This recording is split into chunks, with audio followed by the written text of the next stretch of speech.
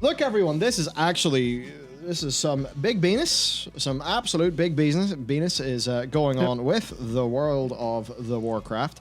And, I was actually hyped for this stream anyway, because I just done Praetorium, finished A Realm Reborn, got some fun stuff to talk about there. But, yeah, it's quite funny. I think the timing of our 36 things, patch 9.1.5, the easy wins, it's very funny. That video now with our new context of the news. And then on Monday, we have your video on the steps WoW needs to take, which I think, if that was a slightly different video, we'd be very sad right now because it would have just been completely fucking destroyed. But I think it's actually an absolute great rally cry to the way that the game should be made going forward. And I think that in the context of this good news, I think it'll be possible for people to take the video that, I recorded last night, you finished writing yesterday, that, to really take that and see it as like, okay, we've got a good thing for 9.1.5. Sure, the boys seem a bit salty, a bit serious with this video, but maybe that 9.1.5 has got some good changes. Maybe that will make people think, well, shit, maybe there is a way out of this. Yeah, I mean, that's a awful pickle that we've been in for ages. Yeah, and like the video I spent most of yesterday writing, I kind of it was mostly philosophical driven with some examples. And every time there was like, what philosophy do we think the game would be particularly better in? And no word of a lie, like this ticks like 3 boxes out of however many I'd set up immediately. And it's like this, it was stuff I was like, this is going to be really, really like hard for them to justify doing internally, but if they do it, it'll be great. And they've kind of went and done some of it, so we're flying. Shall we, as the gnome himself says, get right into the news? Oh man, go for it. Yeah, okay, right. Shadowlands developer update is a blog post that I'm about to put on the screen that people can see. We've got some F's in chat. Right, turns out that even YouTube's backend can't believe that the WoW devs appear to be listening.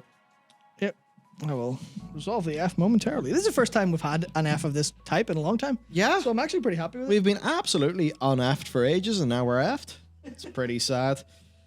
Oh dear. Yeah, this is what happens when good news happens, and I'm all hyped up on sugar-free Lucasade.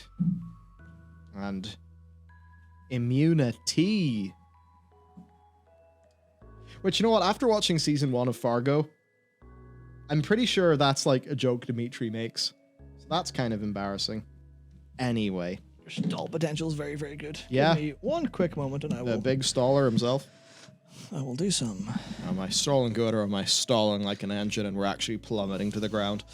Well, I mean, if you're plummeting to the ground, what would be very helpful? Yeah. Having a parachute. And you know what's usually attached to a parachute? Oh, he's done it, a ripcord. A ripcord. Oh, shit. Right. Fastest brain in the West.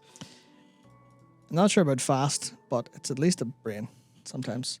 So, has right, the screen capture decided it's time to work then? Yep, we have technical problems have been resolved. All right. Which means... Oh, World of Warcraft Shadowlands developer update. Now, gonna pre-warn you, there's 1 or 2 bits where I am going to, I'm going to unleash, I'd say, about 1 kilogram of salt, because there's a few moments where a told you so is very much required, but we absolutely must say in no uncertain terms that this all does seem to be significantly in the right direction.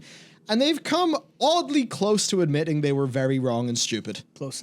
Close. I haven't done it, but they came close. Right. But before we get into it, Tyler's in chat. And that's that was where like this kind of all started, where it was, Tyler earlier on stream today said himself. He knows. I imagine he only said that because you knew this news was coming today or something like that. But yeah, I mean, saying 1,000% more playability and hype, I think was not far from the mark. I think Tally was bang on that one. Yep. Good to see you, my man. Okay, right. The Shadowlands developer update. Let's jump right in. Okay, so this is what Blizzard just posted. Alongside this, there is a content update preview, which has a lot of the details that you guys will want to know. But I think philosophical content is very much here. So let's go and talk. This comes from Kaivax. In the next few days, we'll be updating the public test realm with a first look of 9.1.5, alongside feature updates like a new time walking experiences. This time we're revisiting Legion with a couple of twists. Seems neat. These 0.5 patches, falling in between full content tiers, present an opportunity to focus on balance and revision of core systems based on feedback and data from the season so far. Fun data that we even enjoyed resurfacing, and certainly if the data Blizzard was looking at was similar to what we saw, then maybe they'll have came to similar conclusions. Yep. Patch 9.1.5 will include several significant changes to the Shadowlands Covenant system in particular. All right, let's go. Once you've reached a high renown threshold, you will thereafter be able to freely switch among any of the 4 covenants without cooldown or restriction, as well as use cosmetic rewards that you have earned from one covenant, even if you're currently a member of another covenant. Both covenant switching and the use of cosmetic rewards will also apply to alts once the renown threshold is reached on one character. And this is what we call, I believe in the biz they call this a pog. One pog. Fuck, you're such a boomer. Yeah. So, right. Okay, do you know what this means? On your main character, you can just do the 4 Covenant campaigns. I assume get a bunch of anima, dump it into all those Covenants, get the rewards you want. Just do the shit you want in your character, right? Less friction, less bullshit. Next up, Conduit energy is being removed. Conduits will be freely swappable without restriction. You know, it's a pity you guys sort of lost preach before you, actually got to announce this shit. Before you did everything he told you to do. Oh, yeah, he must be Mike the fucking Vindicated now, right? Vindicator Mike. Well, add him to the game as a big sexy Draenei. Big hammer. Okay. Maybe big ripcord, who knows? Anyway, enough Beyblade. Let's go for the next part. When playing alternate characters, if you have already completed a given Covenants campaign on a different character, you will be able to immediately earn the Renown and 3rd Soulbind unlock without needing to replay the full narrative arc. That is what we call some good news.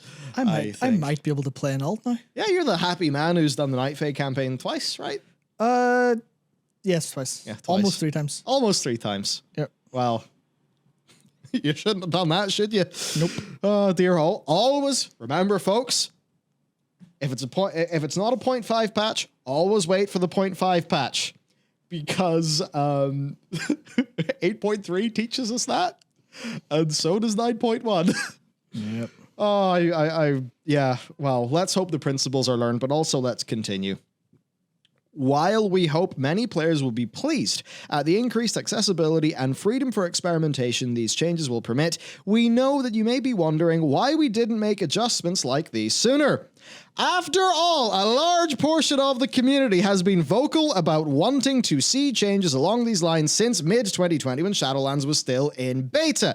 Yes, hey, Blizz, that's when you acted like a bunch of, honestly, stupid, arrogant people. Because, look, I know you're about to justify some of your decisions. You can't pull a fast one.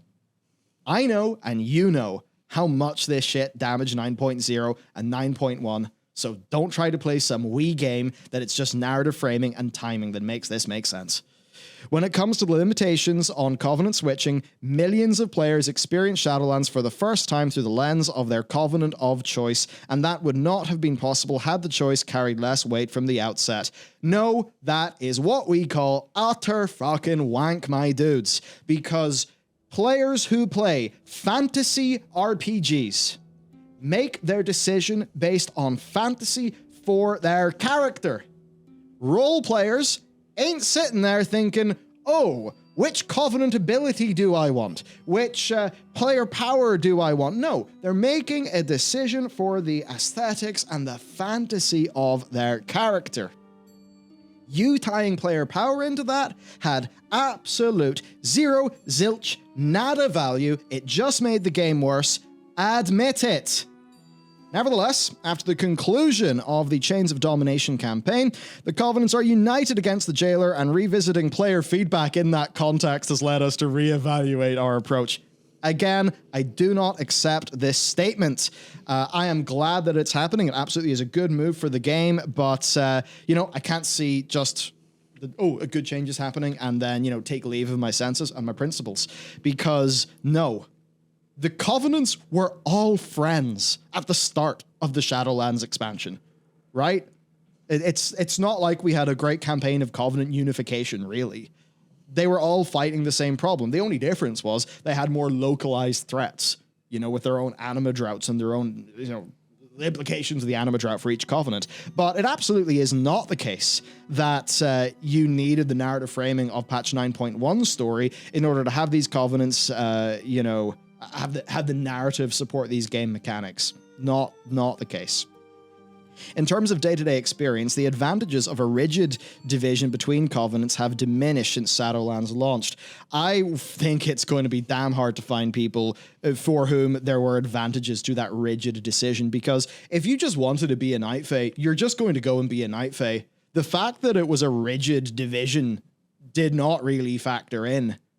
Unless you're the sort of player who actually cares about playing World of Warcraft, the video game, in which case it was just annoying and a humongous cock-up of endgame gameplay design. Because we all know that your original design goal with Covenants was have your cake and eat it too, to the point where your design goals were basically impossible, and we all told you this in beta.